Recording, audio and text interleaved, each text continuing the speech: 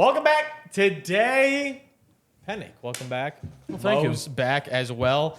We're going to talk Super Bowls today. We just got done with the AFC East preview, so it's looking a little bit different now. As we're talking Super Bowl, too early Super Bowl picks. By the time you're seeing this, it's way middle of June. early. But this is the time to do it. Get in early.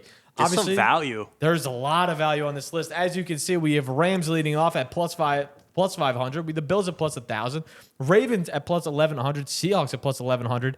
And down the board we go. Chiefs, Chargers, Niners, Broncos, Lions, Packers, Eagles, Texans, Bengals, Bears, and Cowboys. Jags are down there. Plus 3,000 after going 13 wins. Vikings, if Kyler Murray could maybe get it done. Just off the top of the dome. Just off the top of the dome. Right now, the NFC's favored as the Rams are double what the Bills are. We always talk about the chalk here. Is there value in taking the Rams here, you think? You think it's worth just plus 500 is one of the lowest odds we've seen to win a Super Bowl in the past 10 years. I can't think of a better on-paper team I've seen. Than the Rams. I mean, if we go and look at the Rams, we can go take a gander at the Rams real quick. Like, this roster is, I mean, top to bottom, just like, look at it. Matthew Stafford, Kyron Williams, Puka Nacua, Devontae Adams, obviously wide receiver 3 there is Jordan Whittington.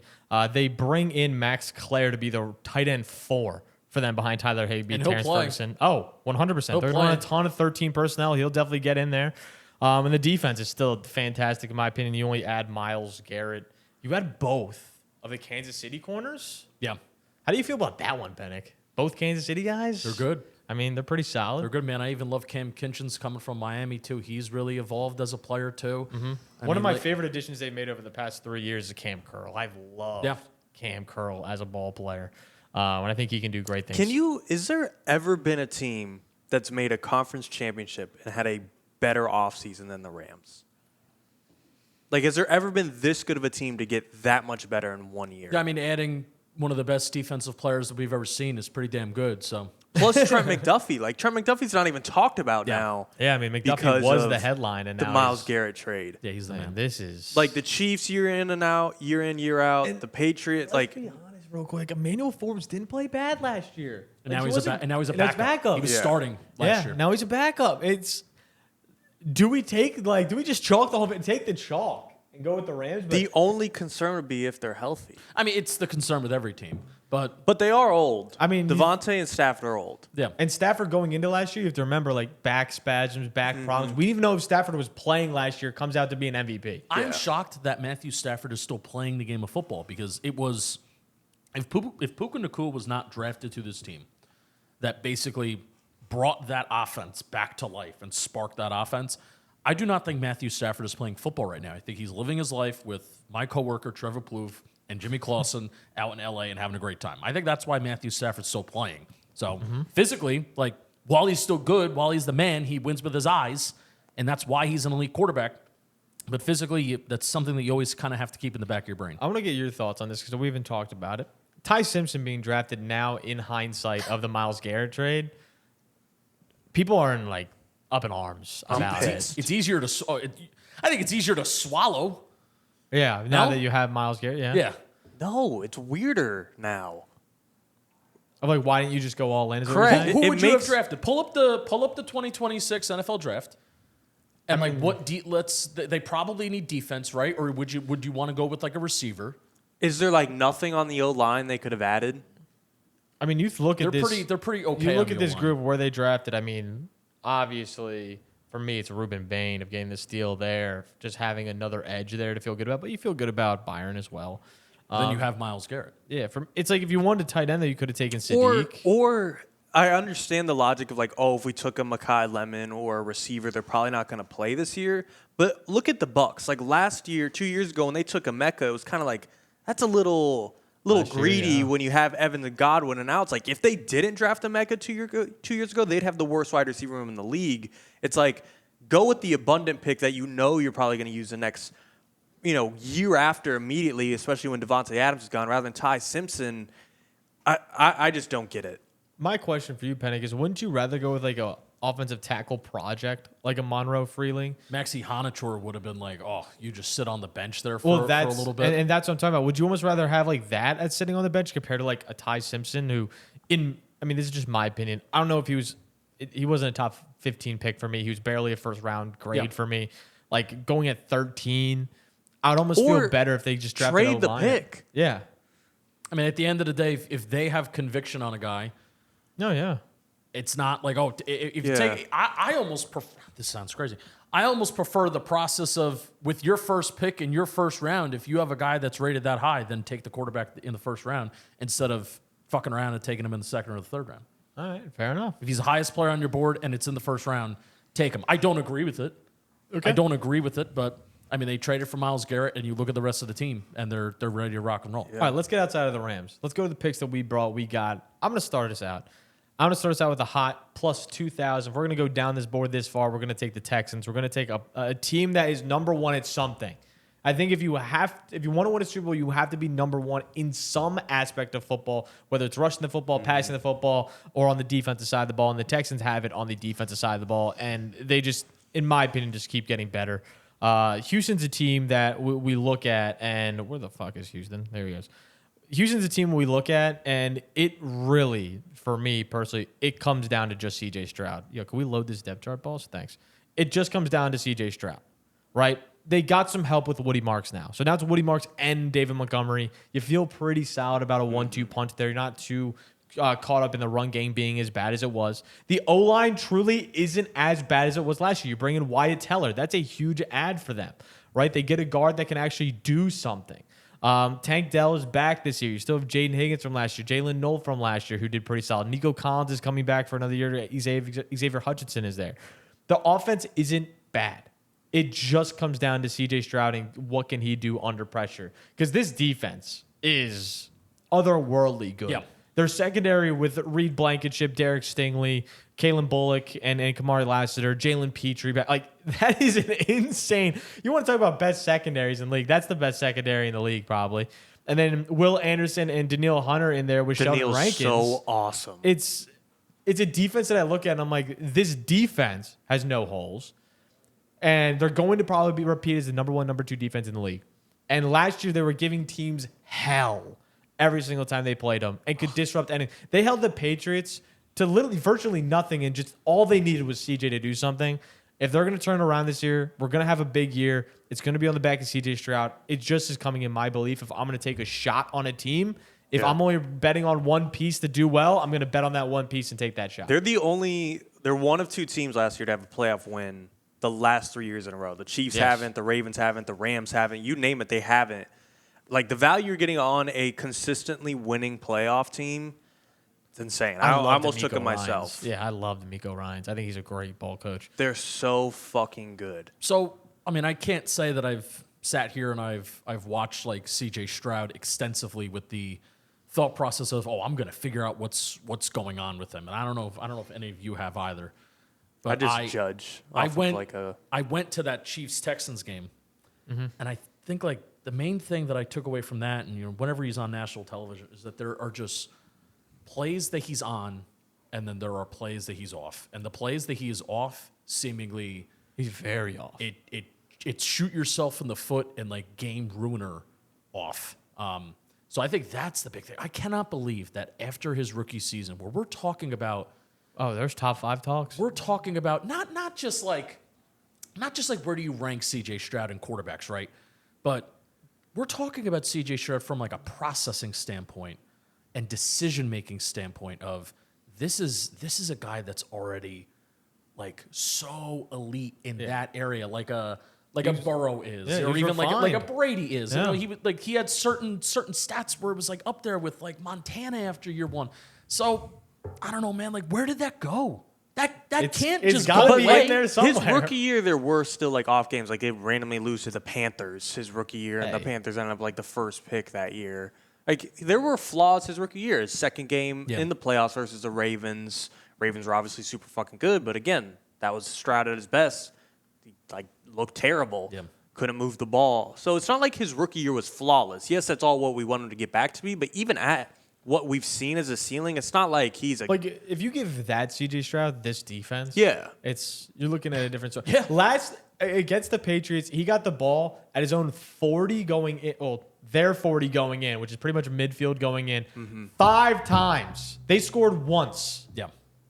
They were bad. Like, Yeah. if they would have scored on every single one of those, which is like what you think you would do when you get the ball at midfield, is at least get a field goal out of it, they would have easily won that game, and they would have been headed their way to the Broncos, who had Stidham, and then would have been like, they would have been in a situation to really win it all.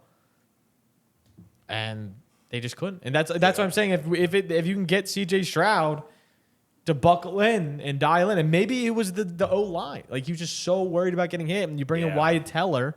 That's a great addition. Like, that could be a coaching thing too. Of like, dude, you know, your O line is so bad, you got to get rid of the ball. You got to get rid of the ball. You got to. I mean, that happens all the time. Yeah. So, but either way, taking the Texans plus 2,000.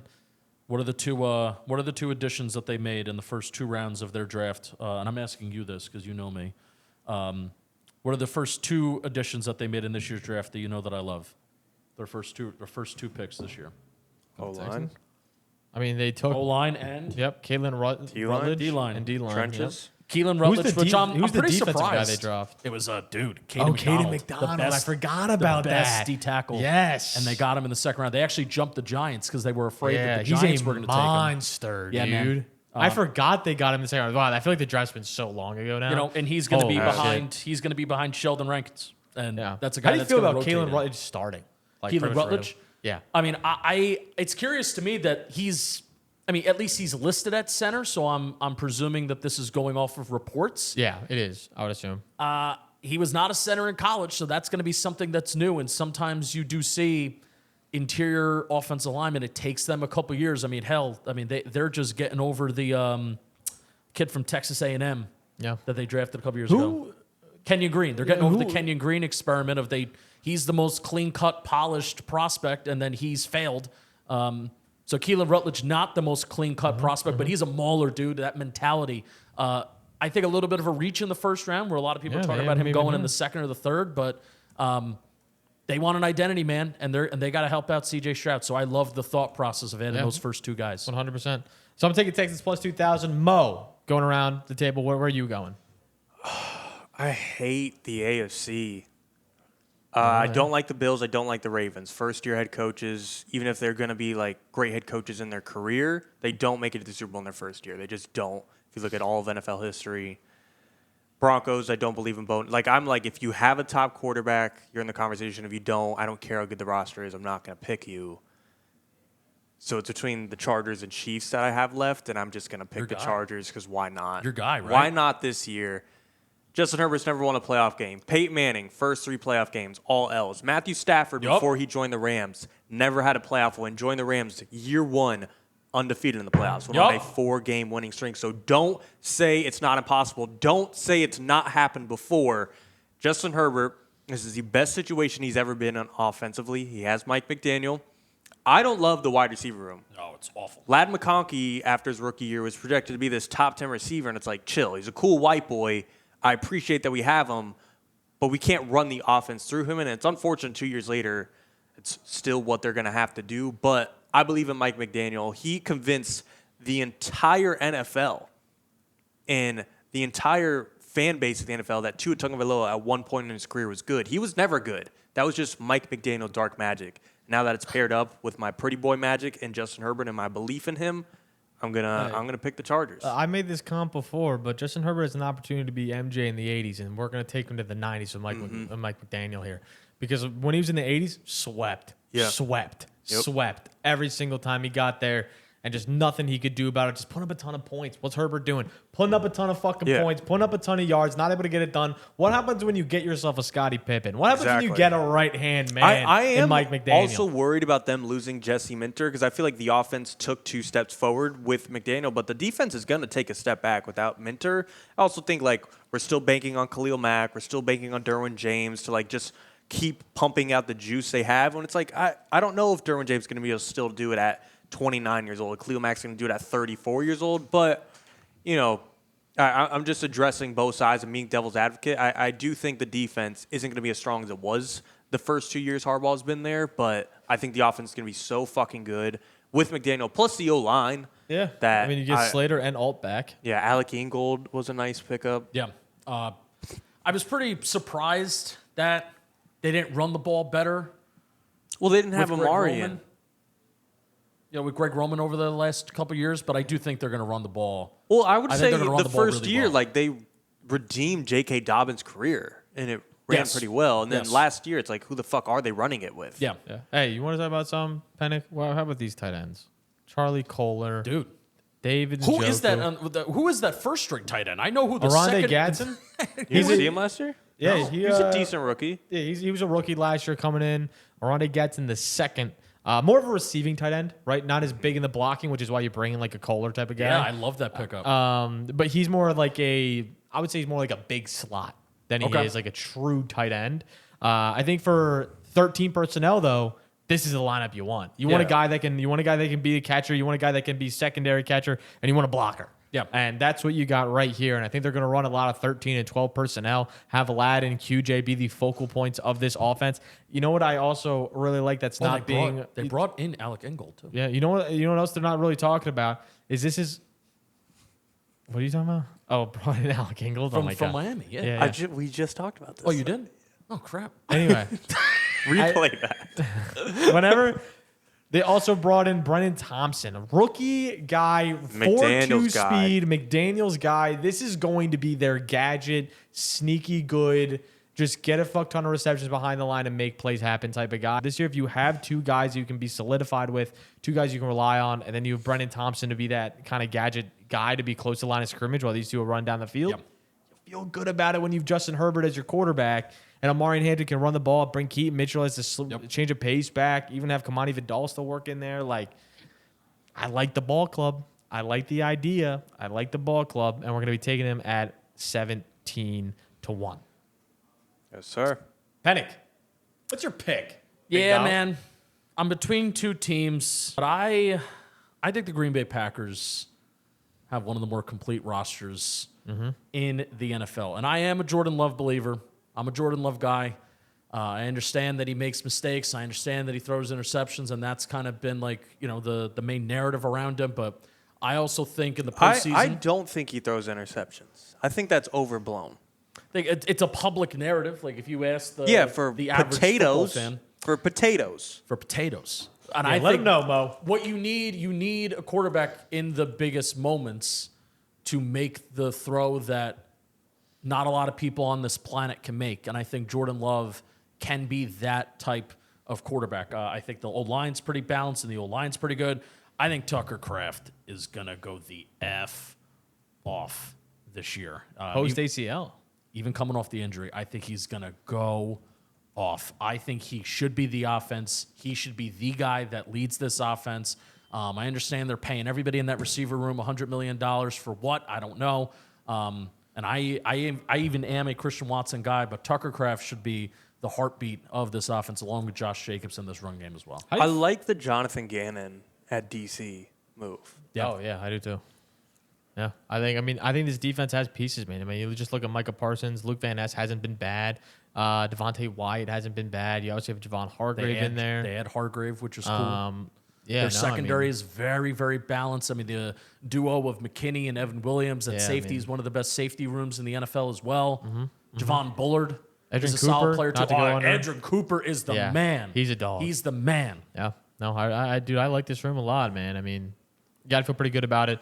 The one thing I want to talk about is just the receiver room in general.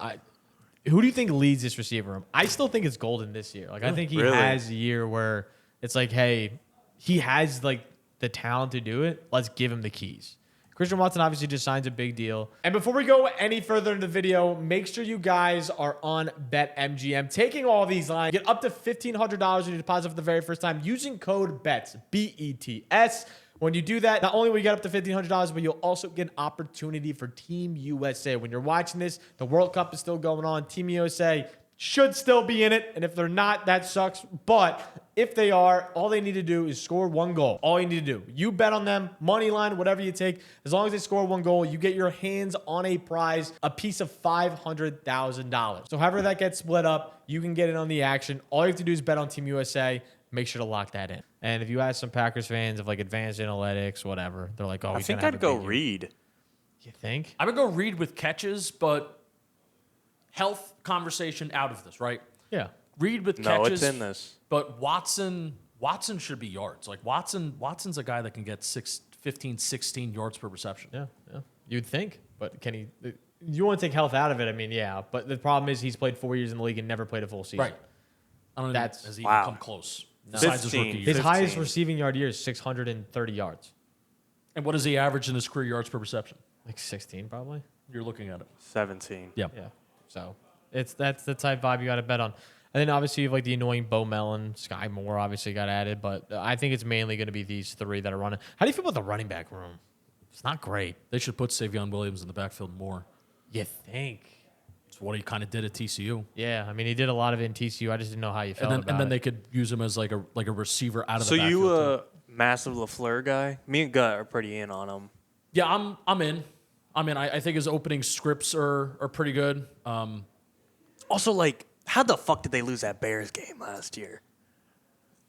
This team is gonna get it right eventually. I think they're too well rounded, and like I said, I think Jordan Love can be that quarterback at the postseason. We're going to get a lot of memes from AT. Yeah. 3 Hall of Fame quarterbacks. Spyro. How do you feel about real quick? How do you feel about Mike LaFleur? Different conversation, but Cardinals. You think? It's crazy you picked them to win the Super Bowl. Yeah, it's crazy. No, I know. I'm just asking, like general. If you like the LaFleur system, ideologies, like you think it'll be able to translate to a different ball club. I think there's a fifth of the NFL that's currently going for Arch Manning, and I think they're one of those teams. Okay, fair enough. All right. Green Bay Packers winning the Super Bowl would be, if I'm not mistaken, 18-1 odds. All right. Mo has the lowest odds, 17-1, 18-1. We talked about 20-1 with the Texans, and then we talked about the chalk Rams. Is there any team we think we're leaving out of this? You know, to maybe make a splash. I feel like here? that chunk of Niners, Broncos, Lions are going to have a lot of public picks. I think Broncos are a very public heavy pick. Yeah. Because they were so close. If Bo Nix doesn't tear his shit like or break his ankle on the very last play of the game. I mean, and even the Ravens and Bills, like I'm oversimplifying. Like there's going to be a fuck ton of people that pick Bills or Ravens. Yeah, I just can't see it. Bills roster stinks. Ravens first year head coach. And here's the other thing that I'm thinking. Like I think Lions have no shot with the new OC. Patriots could run it back. Tough schedule, a lot of drama. People are going to like the Bears. Yeah, I mean, and I'll put this on tape. I just don't think you can win a Super Bowl with a quarterback that there was a 58% completion percentage. I do not Last think year that's they possible. won so many one possession games, and that usually tends to flip the following years. Yeah, they called them the Cardiac Bears. Yeah. Yeah. But I could also see them just being an actual better team this year, so I'm a little bit torn, but I'm not going to pick them. it just has Caleb has to be more efficient. Like he has to be. You can't win enough games and your quarterback's throwing 50%. Like what quarterback have we seen win a Super Bowl throwing 58%? But like that's not guaranteed. Like he could throw 63 this year. I'm just saying, like he just needs to clean it up. Yeah. Low key, I mean, if the Cowboys defense figures it out, No, if you were never. going to give us the time, like force us to pick both sides, I might have picked Dallas if I couldn't No. go Rams. We just did the NFC East pod, and I was pretty high on the Cowboys. Cowboys in the months of September to December, it becomes a completely different conversation in January. They will never. really. Dak think it's a curse? Prescott will never. I was going to ask. So you think it's a Dak problem? Or Dak just like Prescott will never. Okay. Never. All right. Low key, I mean, if we're going to take long shots, I don't mind the Jags. 13-3 Yeah. last year. I don't mind Second year Rodgers head either. coach. We're skipping a team that I really like. Bengals? Yeah. Bengals, really? 22-1. Yeah, I mean, it's Joe Burrow. It's that wide. They kept everybody intact, right? Defense. And a that little defense, better. man, what they did to upgrade that defense. You think it's that big of a jump? It doesn't need to be that big of a jump because when you have Joe Burrow in that offense, all they need to be is average. Glaze. I mean, rightfully Am I so. wrong? Am I wrong? I mean, Dexter Lawrence is one of the best defensive players in this league. They added Jonathan Allen, who's the man. Boy Mafe from the Seattle Seahawks as well could be a really good edge rusher. Miles for you. Murphy's like pretty fun. Miles Murphy, come on, man. We're in year 4. Yeah, Finally The got figure it whole out. D line's like redone when you look Yes. at the second round pick. They needed to. They absolutely needed to with that front. So I like their linebackers, and I've kind of liked their secondary as well. Everybody is Brian Cook. Everybody is taking Kansas City secondary players. So Yeah, I mean- I've liked their secondary even for that the was last probably a couple team years. we just didn't talk about the Chiefs. Yeah, like, well, we they're didn't up there. even- Why No. are they up there? I mean, Why are they so favored? because they have Patrick Mahomes. I don't like when people do this. They like question, like Jack is snapback. Is like, what do you mean? Like what? What do they know? Because they're the Chiefs. Oh yeah. What do they know that we don't? Like they can have this receiver room and it doesn't matter because they have this guy. Imagine being a dynasty and you sign the Super Bowl MVP. Personal selfish fantasy question right now. As a Rashee Rice owner last year that doesn't care about anything on the outside world but wants to own him again and is extremely high on him.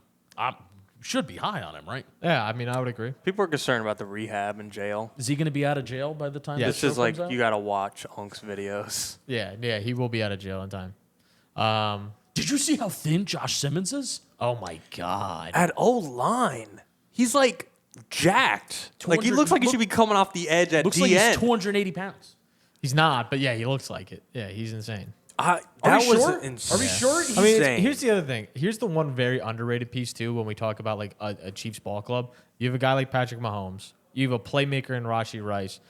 Travis Kelce's like a good leader, sure, but like the biggest thing here is you also have Creed Humphrey, and like he changes the offensive line entirely. And Trey Smith, too. Yeah, and Trey Smith. You're going to lump these guys two in of like, Yeah. when you have two absolute dogs on the offensive line, it truly changes like how you can play the game. For me, the biggest knock on this entire offense and entire team is just the running back room being very thin. Yep. Like it comes down to Kenneth Walker's health, and if it's not there, I don't even like the fit, though. And I think don't like the we've fit talked either. we've Yes, talked about yeah, this yeah, too, yeah. where I didn't like the fit either. I thought what fit Kenneth Walker so well and why you saw him do well for the Seattle system is you have that Kubiak, Stefanski type of mindset and scheme of Yes. outside zone. Yes. Where Kenneth Walker is always going to be a guy that is going to take a lot of time behind the line of scrimmage. And that outside zone, inevitably, you're taking a lot of time behind the line of scrimmage Yeah. for things to kind of develop. Pitter, patter, go. And I think Kenneth Walker in this offense, where this is not an outside zone scheme, I think it's boring. Oh, no, it not is at all. not explosive. It's been one of the least explosive rushing offenses, like in the 2000s. In the 2000s, because they the built it Kansas City around Chiefs. Mahomes, which is a shotgun quarterback, which Right. is going to run a ton. They run a lot of inside zone sweep, Does buck not sweep. fit Kenneth And Walker at all. I agree, and I think Kenneth thrived because you know what? Something that Seattle did that's not very common in this day and age. They ran under center inside zone. Yes. Doesn't happen as often as you would think it would anymore in this current day. Under center inside zone, pair it with some 0-1 trap. Both those are slow developing plays where Kenneth can kind of sit and then run and see, and then pair it with some outside zone and getting some sweeps out there. Like, that's what makes him so good. And also, the utilization of them using Sharp last year made him stay healthy for as long as they did. And you look at his running back room, it's like, who the fuck is going to, like, Emmett Johnson, I get they drafted him. I'm very off Emmett Johnson. I don't think he's that good. He can be used as a receiving back, sure, but that's where also Kenneth Walker thrives. You want him to catch passes because he can. Marty Mercado, like, what are we fucking doing? Brashad Smith, sure. And then Jaden Ott, they just brought in, who underperformed at Oklahoma and was supposed to be a guy. So that's why I don't like the analysis of it's the Chiefs. Like, why? It's just No, Mahomes. I'm going to It's keep Mahomes. cramming that down, yo. You're going to keep what? It's Mahomes and it's Karlaftis, it's Chris Jones, But it's at Nick the same time, Bolton. like Andy Reid, we would all say is a top 3 coach in the league. maybe of all time. Yeah. Like, Like- do we think he wouldn't sign Kenneth Walker if he didn't think he could like use him? I mean, here's my other thing too. When you look at Chiefs running backs over time, outside of 2017 where Mahomes didn't even play, there hasn't been a running back that's gone 1,000 or 10 touchdowns. Yeah.